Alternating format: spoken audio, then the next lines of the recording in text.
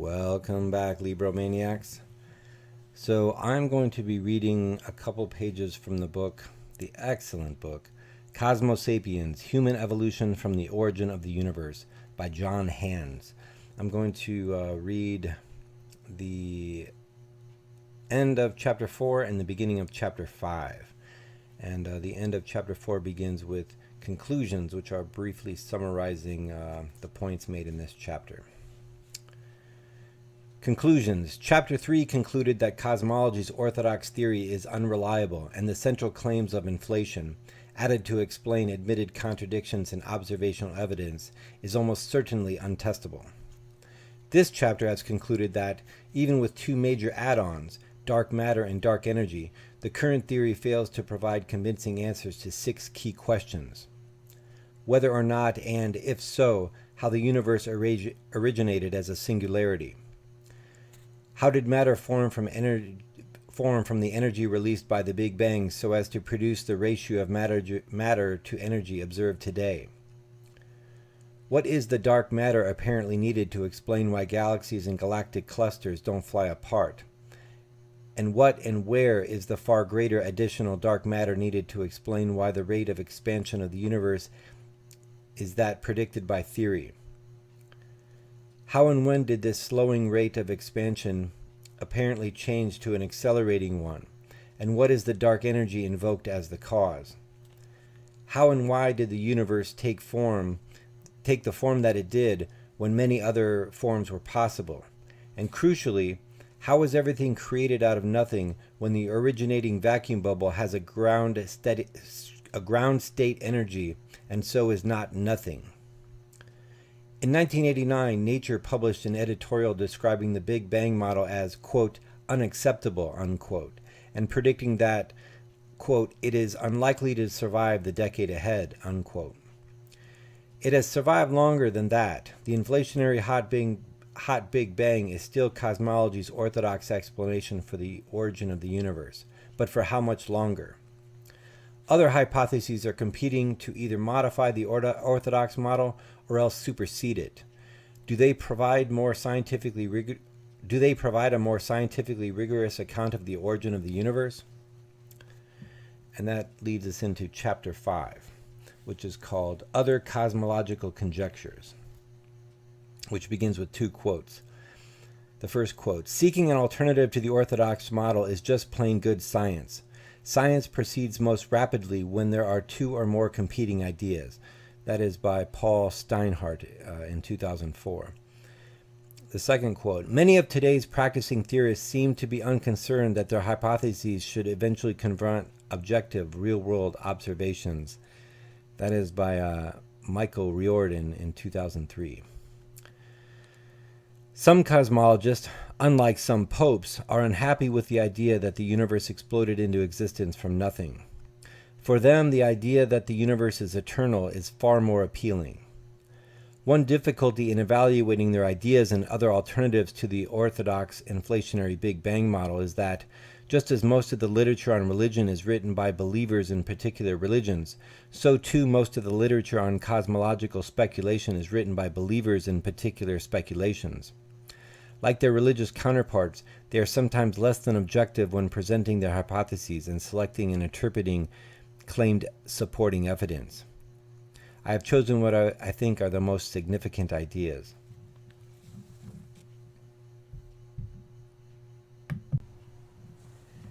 Variable speed of light.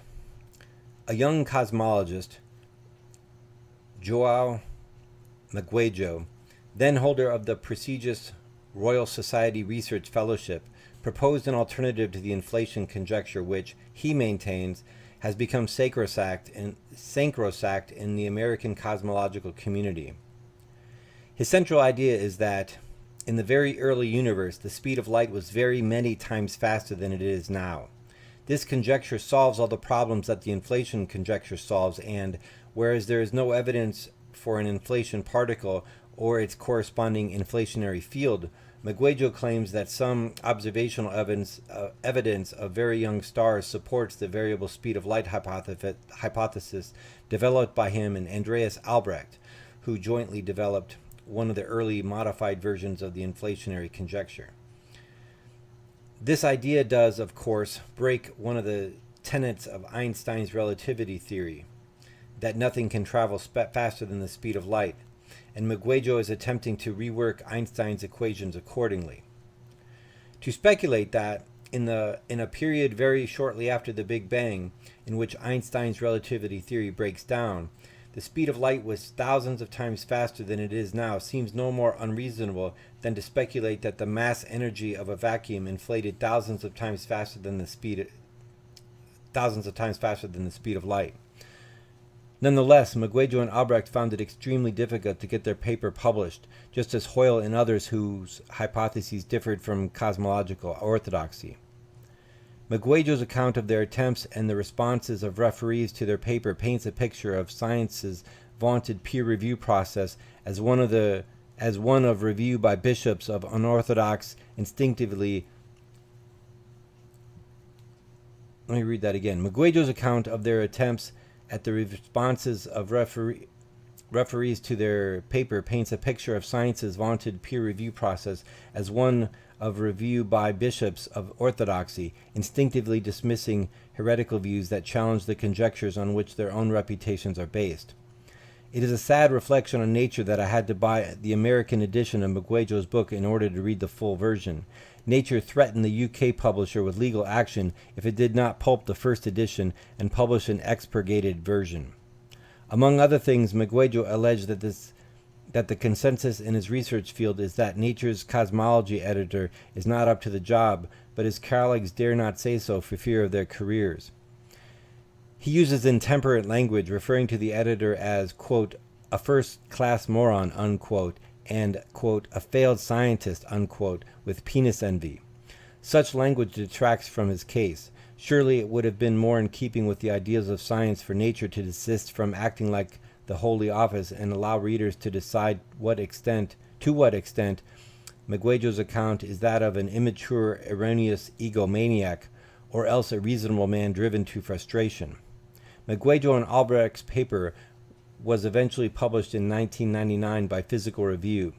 Their conjecture could lead to a more robust theory if it can make predictions that can be tested by observation, but judgment on it must wait until more theoretical work and more observational evidence are produced.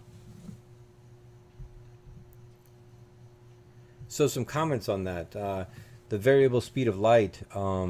Interestingly, there was a big hullabaloo a couple decades ago when this, I believe it was an Italian group of scientists who reported that they seemed to have evidence that their photons were moving faster than the speed of light, but it kind of, after initial fanfare in the media, all of a sudden there was no real follow-up on that, and it was just said, oh, it was a loose wire, and it was all kind of like hushed up. But many people have wondered, were they onto something? Is speed of light fixed at this, is it truly a constant or is it variable?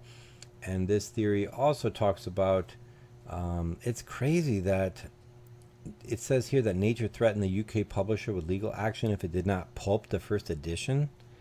Like, that is tantamount to book burning. And the article, or this book has multiple comparisons to the scientific community acting like the religious community of old with the Inquisition and with determining heresy and whatnot. The parallels are obvious, and threatening legal action to pulp, if they don't pulp a book, is equivalent to putting the book in a pile and burning it. That's crazy, and that's all just based on the idea that maybe this speed of light constant isn't actually a constant. And crazily enough, that's actually accepted if you've got Stephen Hawking talking about the first billionth of a second of the Big Bang, where supposedly it's the speed of light isn't confined to being the value that it currently is. So this is really just kind of building upon that idea and extrapolating it even further. And what's even more interesting is then you go on to learn things like that the speed of light being a constant is not something that measurements bear out. That measurements actually are frequently the high and low measurements are tossed out as anomalous, and then an average is taken of the remaining data, and that's how they come up with the speed of light. And there's two principles that's based upon. The old principle that, like back when science was primarily done by Christians, these were regarded as eternal laws of God, like the Ten Commandments. These are eternal laws. So this law of the universe, the speed of light, was this law that was established by God when He created the universe. Then that shifted over to the next cosmological theory, which was not that the universe was created by God, but that it was the steady state model, and the universe is eternal. Well, because the universe is eternal, these values are also eternal. So the speed of light has to be constant. So both of the underpinnings of these ideas, whether it's God creating the universe or it's an eternal universe, are both undermined by current theory. Current theory is the Big Bang theory, and it's that there's a beginning to the universe. The universe is an eternal. So why are we holding on to these ideas that these laws are eternal, like that the speed of light is eternal or constant? I mean, so that's some food for thought in discussing that passage from the book. Thanks for tuning in.